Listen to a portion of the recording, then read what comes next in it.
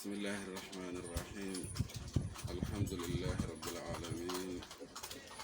والصلاة والسلام على أشرف الأنبياء نبينا محمد وعلى آله وأصحابه أجمعين. andiraɓe julɓe musidɓe rewdiroɓe meɗen qanat adwaul bayan. Assalamu aleykum wa rahmatullahi wa barakatuh. en jetti Allah subhanahu wa ta'ala, en juuli annabi muhammad alayhi salatu wassalam. eɗen puɗɗo hande deftere meɗen e hadis woni arba'ina nawawiya. haade men arde hadis o ma en ngar e tarjama holi gonɗo imamu nawawi rahimahullah. kanko woni abou zakaria yahya ibnu sharaf ibnu mariya nawawi noon ko nisba koko askirina ɗo wiyete e nawa, wiyama woni ko e dimaska. imamu nawawi rahimahullah o jibina koye lewru muharram hitande 651. o fuɗɗi ɗaɓɓude gandal tawa dañi duuɓi 10, kono ɓuri sohlirde koye janngude alquran. wiyama sukaɓe ene garanno ene mbawnamo yoɓe jaltuɓe pijoya. o wonay dogde sukaɓe ɓe, o wonay wayde, ngam koɓe jiɗi wawnidemo ko e fijirde. nden yehi ha yettimo duuɓi makko 9, bam makko naymro dimask. o heddi toon duuɓi 2, wiyama o artani ngam sohlirde mo gandal. o reeni deftere wiyetende at-tanbih e lebbi 4 e feccere. o reeni ko wiyete ko rubul ibadat e kitab al-muhazzab. o heddi ko e hirande nde. wallahi noom kanko imam nawawi rahimahullah omo janga kala ñalawma. wiyama 12 darsu taw koye mashayikh en ɓe omo janga mumen to bange sharhu, facciro mana e tashih e sellinde. o nani kanko rahimahullah ko hetti sahih bukhari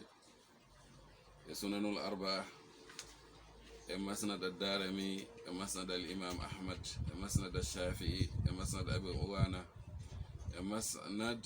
abi ya'la al-musali e sunan ad-darqutni e sarh as-sunna lil imam al-baghawi e ma'alim at-tanzil lahu e tafsir. ko neɗɗo toonoɗo himɓe fi suhli awqati kulliha bil ilmi wal amal, to bangi sohlirde waktuji muɗum kala e gandal e gollal. kana rahimahullah la yudayyi'u lahu waqtan fi ghayri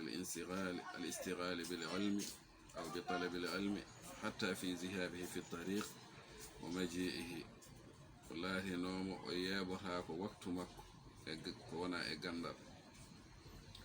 hay sinno no mbo wona e yaadu, o wonat koye jangude e laawol makko e gargol makko. o ñalli ombo ɗaɓɓa gandal fodde duuɓi 6 caggal majjum noon hankadi o fuɗɗiri wiide ombo taalifo e mana ombo wallifo e defte o faati kadi e janginde. sa ƴeewi musannafatu defte makko ɗe o wallifima defte kewɗe. ene jeeya hen deftere wiyetende al-minhaj fil fiqh, ene jeeya hen al-majmu' e sharh al-muhazzab, wiyama nde no timminan ɗum. ene jeeya hen minhaj sahih sahih muslim ibn al-hujjaj. ene jeeya hen ɓurde lollude nde ganduɗa ma nden ma en garoy hen woni riyadu salihin. ene jeeya hen at-tibyan fi adabi hamalat al-qur'an. ene jeeya hen al-arba'un an-nawawi woni deftere meɗen hande nde. hadis gadiɗo woni hadis amir al-mu'minin abi hafsa umar ibn al-khattab radiyallahu ta'ala anhu. وسمعت رسول الله صلى الله عليه وسلم يقول إنما الأعمال بالنيات وإنما لكل امرئ ما نوى فمن كانت هجرته إلى الله ورسوله فهجرته إلى الله ورسوله ومن كانت هجرته للدنيا يصيبها أو امرأة ينكحها فهجرته إلى ما هاجر إليه. رواه إمام المحدثين أبو عبد الله محمد بن إسماعيل ابن إبراهيم ابن المغيرة ابن بردزبة البخاري وأبو الحسين مسلم ابن الحجاج ابن مسلم القصيري النسابوري في صحيحيهما اللذين هما أصح الكتب المصنفة. ودو حديث تدودو حديث أمير المؤمنين عمر بن الخطاب أبي حفصة رضي الله عنه وسمعت منني رسول الله صلى الله عليه وسلم يقول إنما الأعمال بالنيات والليج في النيات وإنما لكل امرئ ما نوى النطق كلكك أني فمن كانت هجرته إلى الله ورسوله كلام والله فرق مودم كفود الله إن لا مودم فهجرته فرق مكو إلى الله كفود الله ورسوله أن لا مودم ومن كانت كلام والله هجرته فرق مودم للدنيا كونغام أدنى بولو يصيبها إهبادم ولا أو امرأة ولا قرب الله دب ينكها ورسدم فهجرته فرق مكو إلى ما هاجر إليه ko feri ko e fe mudum dum woni fergo makko ngo ko hebar hen hadis cellude fi ghayati sihha ngari habri moko imam al muhaddithina al imam al bukhari e imam muslim rahimahullah kambe kabrim e defte dide de gandanda hoorema kanje de huma asahhul kutub al musannafa kanje buri sellude defte de gandandare ma balli fama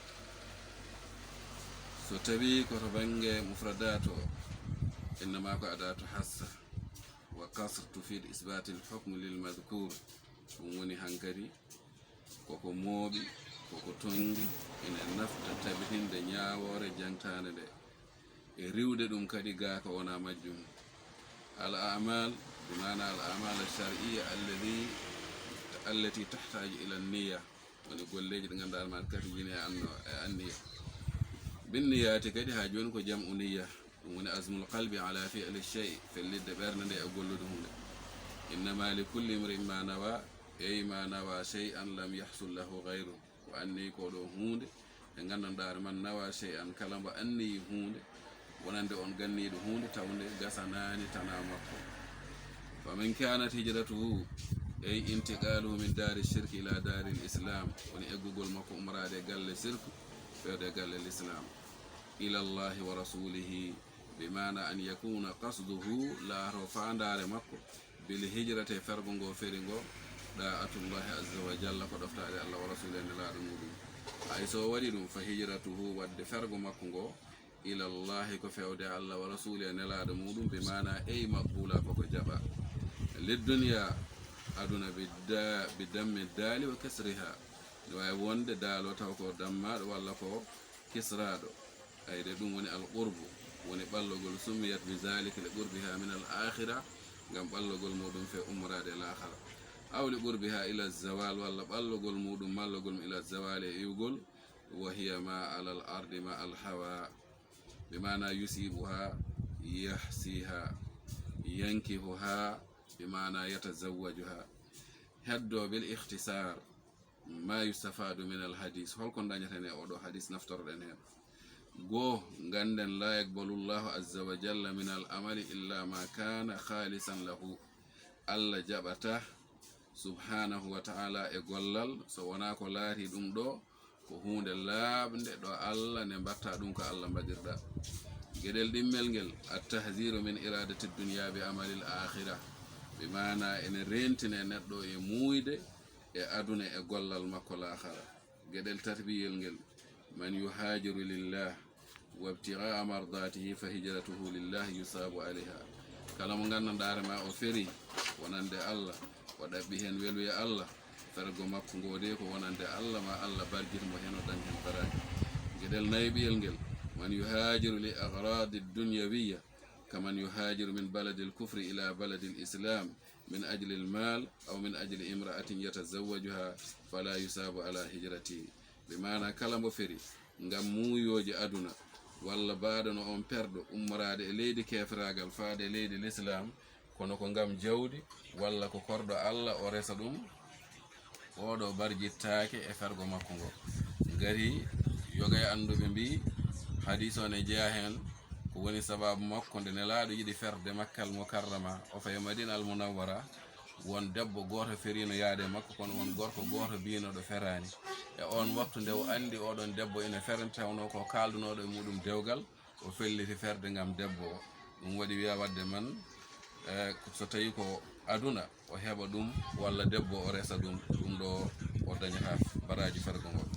gedel joybiyel ngel ko naftorta e hadith o ko bin niyyati salihah tatahawwalu al mubahat ila mustahabbat koy anniyaji moƴƴi woni ko waylitto ko dagi fewde hunde gidande be mana yusabu alayha al muslim barjite hen juldo o daña hen baraji fa man nawa bil mubah niyatan hasana fa innahu yusabu alayha kala mbo anniya hunde daginde anniya moƴƴo e on waktu mo barjite hen o daña hen baraji moƴƴi gedel jeego biyel ngel min asali bi ta'lim an najiha zikru qa'ida summa zikru misali yuwaddiha mana ina jeya e laabi gandingol ngol gandarma ene dada ene moƴƴa ene feewa woni jangtade qaida caggal majjum jangtade misal comme no nelaɗo haaliri niyan nani feññina ɗum gueɗel jeeɓiyel ngel ceeɗeɓiyel ngel annasu yatafawatuna fil ajri wassawabi bi ikhtilafi niyat yimɓe ɓe maɓe yaani eɓe lurlurodiral men daña tafawut daɗodiral to banggue jobdi e banggue baraji ngam no anniyaji mabɓe ɗi luuriri ni noon woni hankadi ala kulli halin koɓe daɗodirde heddo faidaji tata'allaqu bil hadith faidaji ɗi gandanɗare ma ene joyto e hadith ɗumne ma en jubbu hen seeɗa faida go darajatu sihha sab'a hiya muttafaq alayhi shaykhain kala ko wiya muttafaqun alayhi bayna shaykhain ɗum woni Bukhari e Muslim man farada bihi al imam al Bukhari ko telɗi hen imam al Bukhari من فرض به الإمام مسلم كتيل الإمام مسلم ما كان على شرط البخاري ومسلم ولم يخرجاه ولا ما كان على شرط الإمام البخاري ولم يخرجه ما كان على شرط الإمام مسلم ولم يخرجه ما صحه الأئمة المعتبرون دم دوني هنكري فائدة تتعلق بالحديث دم دون فائدة هذا الحديث مشهورة أليس غندن أودو حديث كو لولو بالنسبة إلى آخره غريب بالنسبة إلى أوله حديث أمونيكو لولو نسبة واتند مكو كونكو غريب بالنسبة إلى أوله كو تمرانك بانج واتندي كو أسكتنا واتند مكو قلدوم لأنهم لم يرويه عن النبي صلى الله عليه وسلم يرويه عن النبي صلى الله عليه وسلم أودو حديث قدير 40 حديث غندار عمر بن الخطاب هاي غور حبرام بن الله صلى الله عليه وسلم يتم بين الله صلى الله عليه وسلم إلا عمر بن الخطاب رضي الله عنه عمر غور يتم بين الله صلى الله عليه وسلم كون ولم يرويه عن عمر رضي الله عنه إلا القمة ابن أبي وقاص سوانا أودو غور كنيم تان يتم بين عمر ولم يروه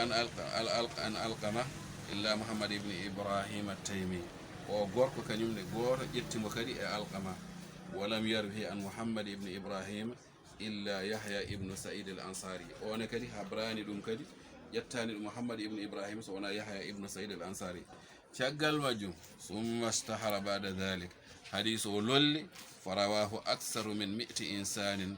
aktharuhum a'imma habrimo ko ɓuri hewde min 100 insan temeɗɗiɗe neɗɗo te aksarum ko ɓuri hewde mabɓe ala imma ɓeɗo kamɓe foode koɓe anduɓe koɓe alma meɓe ala kulli halin ɗum noon ɗo daroɗen ha gongol inchallahu in qaddara allahu lana liqa wal baqa garten e fa'idaji gonɗe e hadis o wa akhiru da'wana an alhamdulillahi rabbil alamin wa subhanaka allahumma wa bihamdika ashhadu an la ilaha illa anta أستغفرك وأتوب إليك والسلام عليكم ورحمة الله وبركاته.